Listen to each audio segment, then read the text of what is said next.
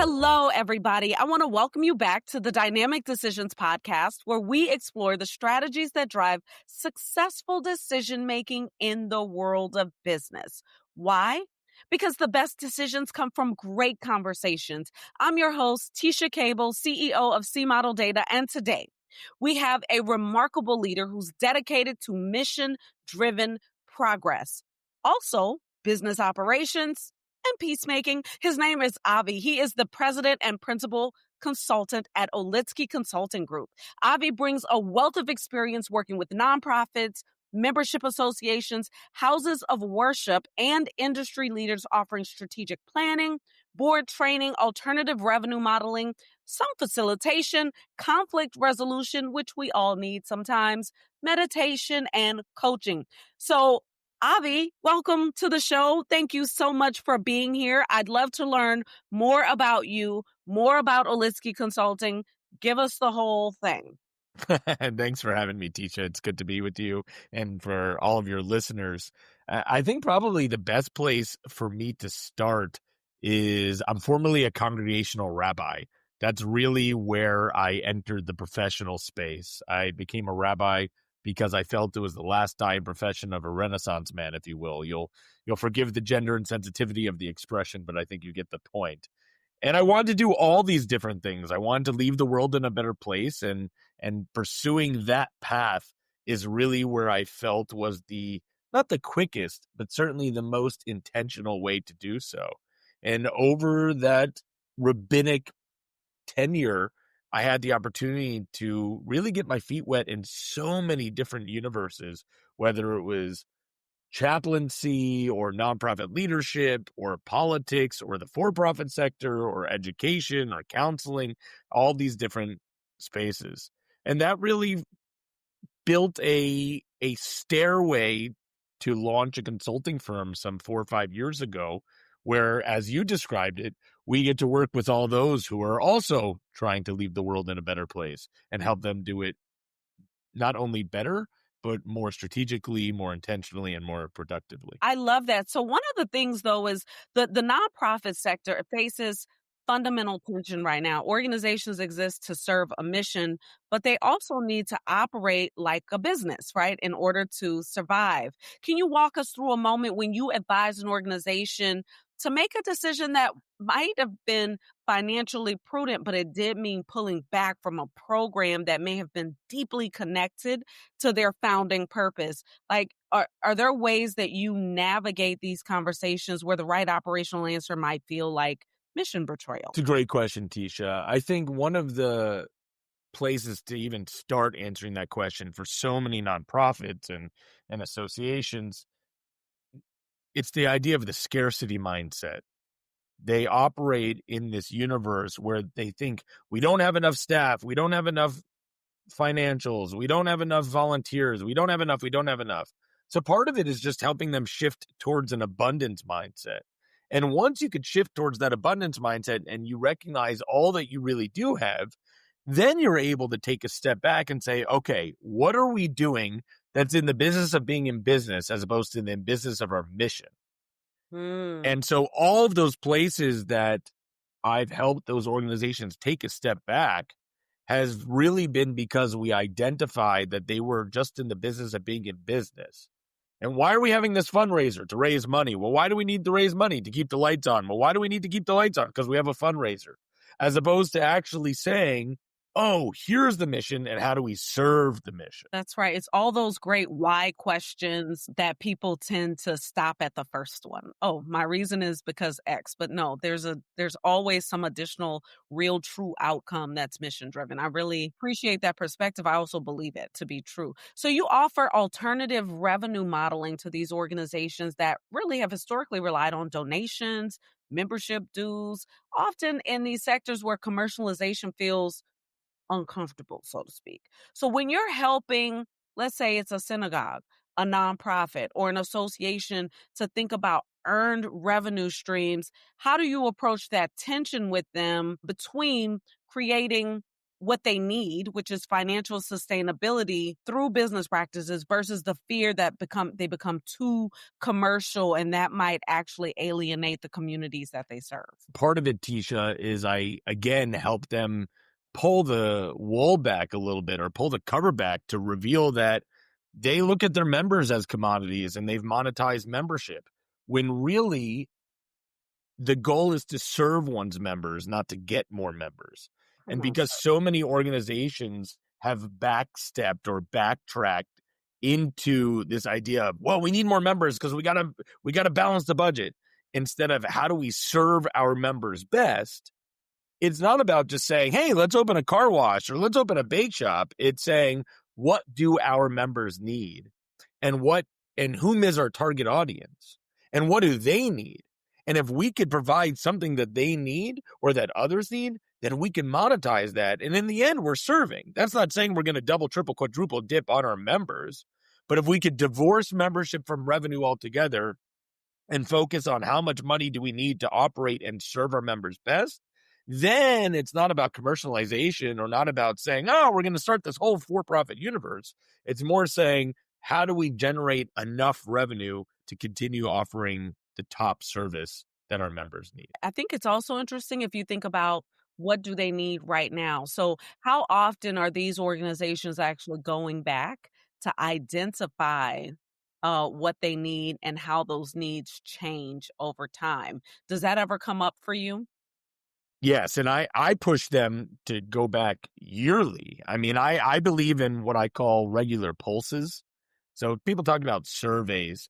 I believe regular pulses. It's 3 questions, 5 questions. You're spot checking with a small audience here, a small audience there, and you're trying to surface what are those needs. And some of it is not as straightforward as saying, hey, Tisha, what do you need right now? Sometimes it's going through a whole exercise of sort of design thinking that's facilitated and helping them say, oh, this is a great need right now.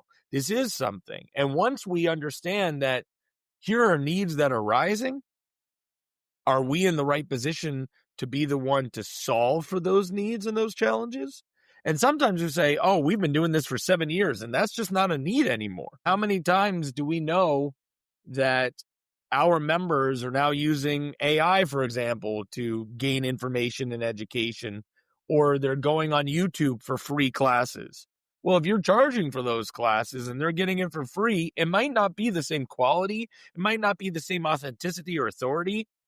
But if they're worrying about bottom dollar, then we've got a different need we got to solve.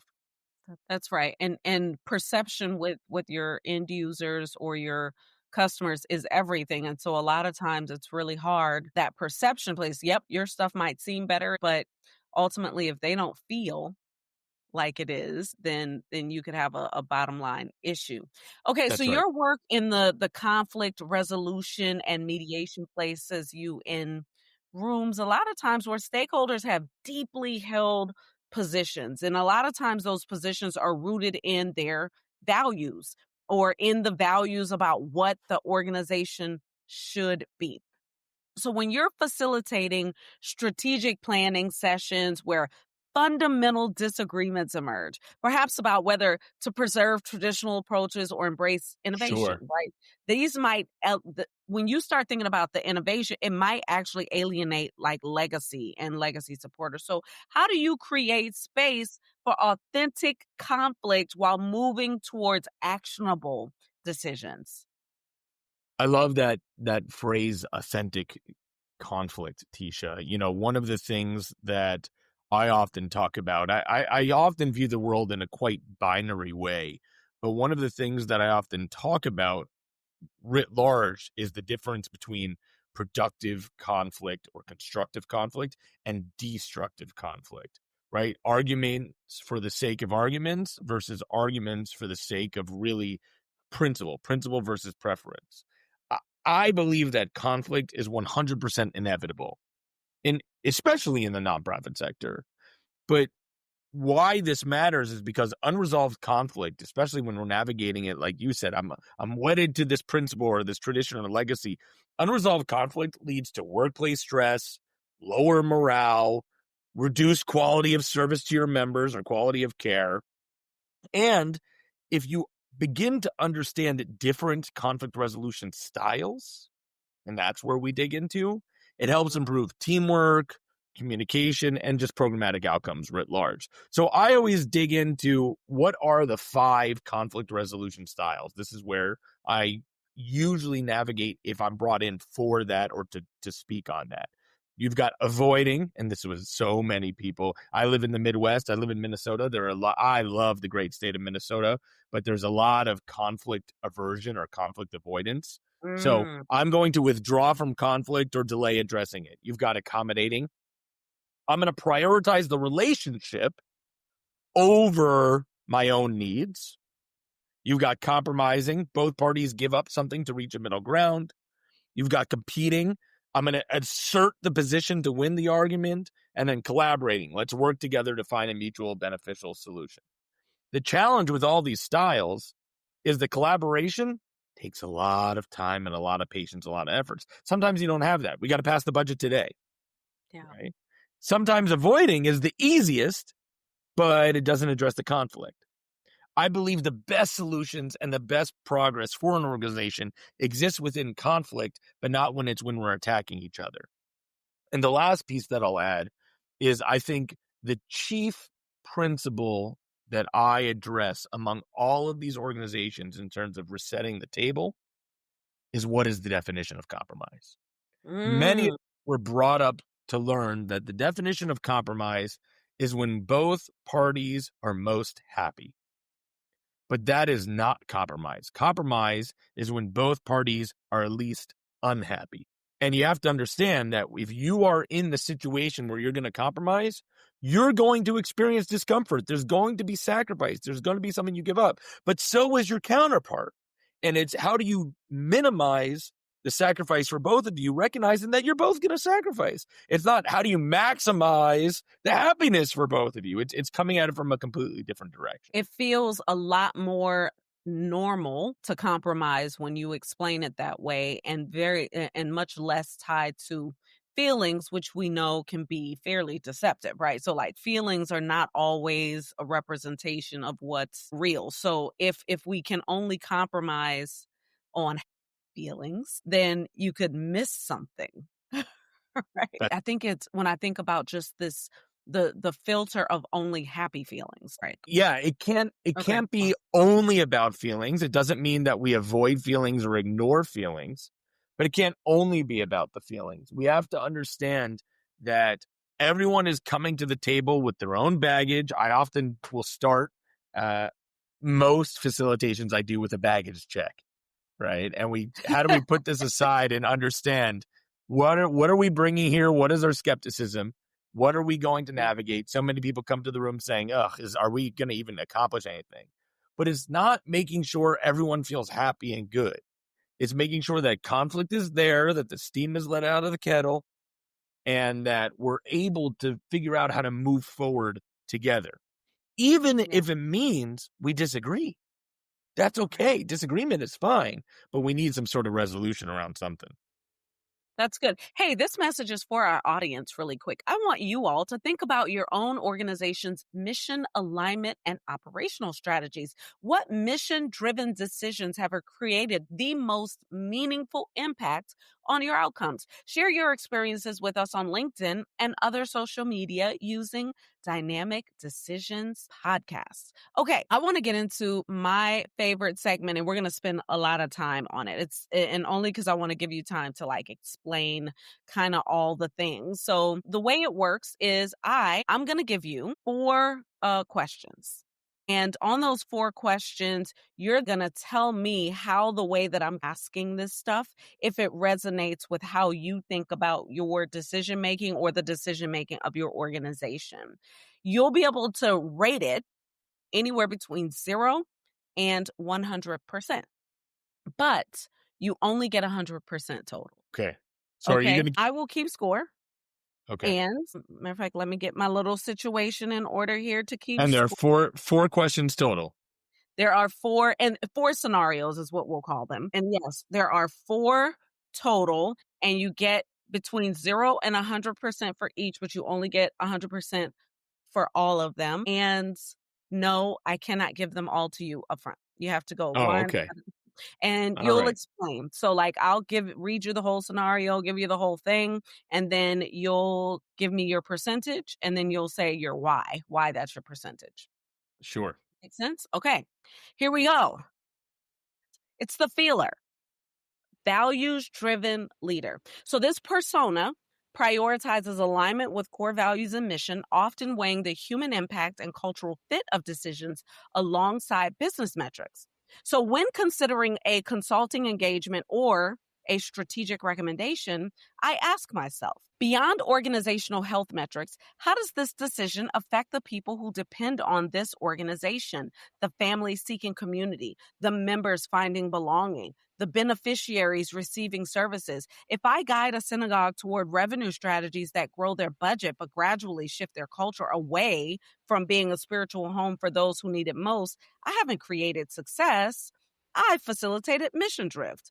But when a nonprofit can become financially sustainable by focusing on programs that attract foundation funding rather than serving their most vulnerable populations, how do I balance fiduciary responsibility against the deeper question of whether an organization that abandons its founding purpose deserves to survive? So, Avi, how much does this approaching decisions through that purpose protection lens resonate with you?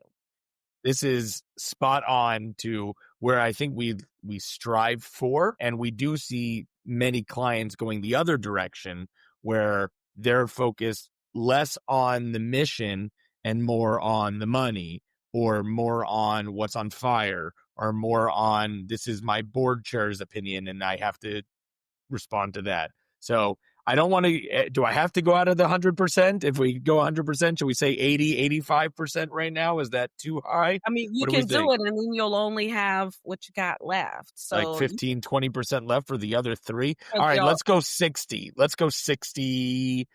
Let's go 62. oh, you're going to make my math hard. Okay, I Yeah, see. 62. 62% feeler. All right, here we go. Here's your next one. The next one is called the planner. It's a strategic visionary. So this persona focuses on long-term implications and future-proofing decisions, thinking several moves ahead across multiple scenarios. So when making strategic recommendations about organizational development, I'm considering three divergent futures. In one scenario, the sector I'm advising experiences a major shift. Perhaps foundation funding models change dramatically. Membership organizations face continued decline as younger generations reject traditional association models. Or religious institutions see accelerated disaffiliation. In another, we see renewed appetite for community and mission driven organizations as people seek meaning beyond commercial transactions. And in a third, technology and AI fundamentally change how people connect and receive services, potentially obsoleting traditional organizational structures entirely. So, how do I guide organizations to build capacity for multiple futures without creating strategic paralysis or diluting their identity so much that they stand for nothing? So, Avi, how much does this multi scenario approach drive your strategic thinking? Tisha, I don't like this game. This is really hard. I gave you 62 for the last one, and now I feel like, oh, there's so many aspects of this where we are. I very much consider myself a futurist. There's so much that we do, which is in future planning. I will say that when we do a strategic plan, it's always a strategic and robust action plan. That's sort of nuanced to how we do things. It's a little bit more unique. That said, we start off with several scenarios, but land on one. So I'm really nervous that the next two that you're going to share, I'm going to be like, now I used all my credits and I'm not going to get the vote for it. So I don't know what to do now. Should I do 15? That puts me at 77 total and leaves me 23 left. So let's say 15, where I Okay. probably would have done 30 and 40, but I'm going to say 15 for this one.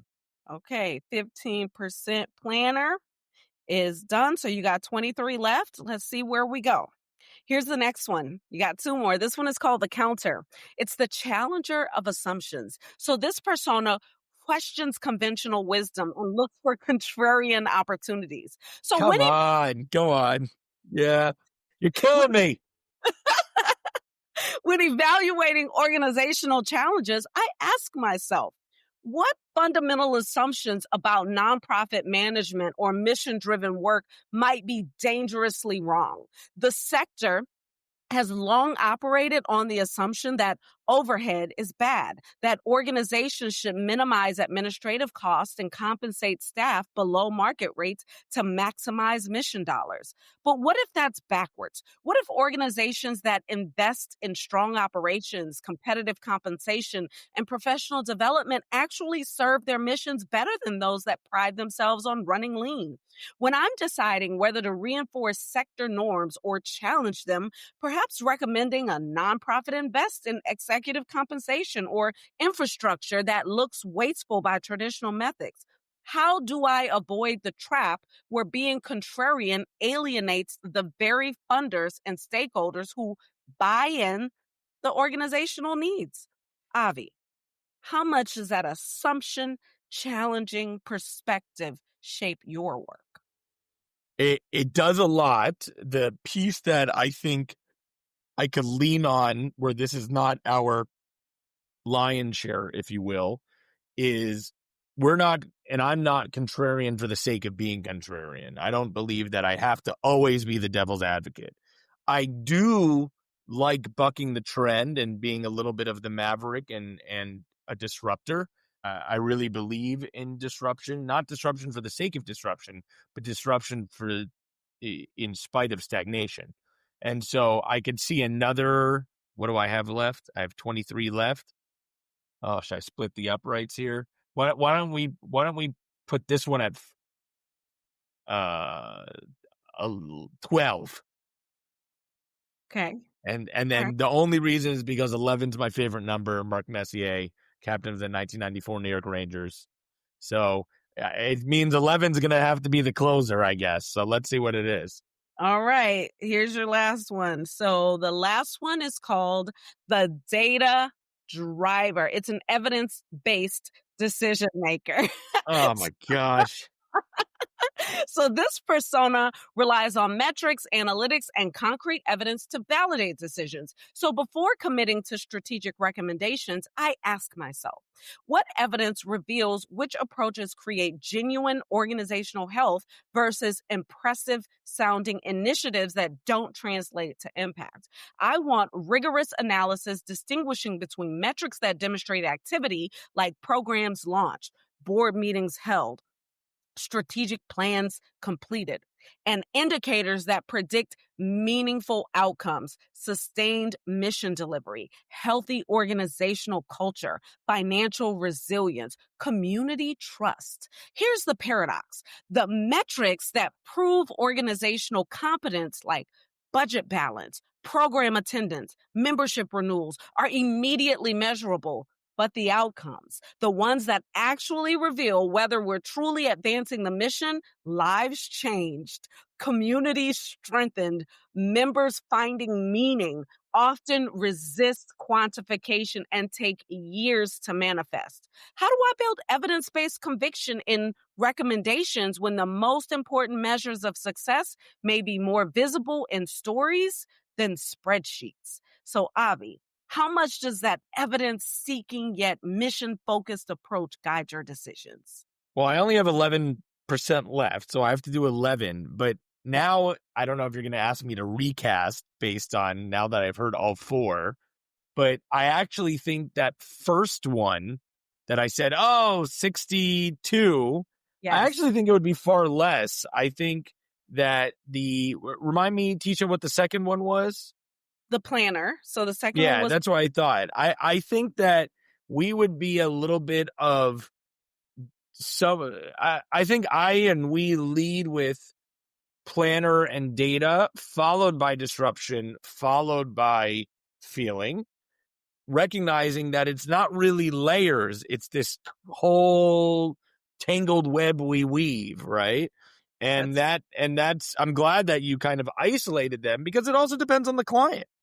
Right. Yes. Every now and again, like you said, a house of worship is different than an academic department, which is different than a professional society or a trade association, which is different than a country club or a private club, which is different than a university, which is different than healthcare, which is different. I mean, everyone is different. So we're not one size fits all. That's for darn sure.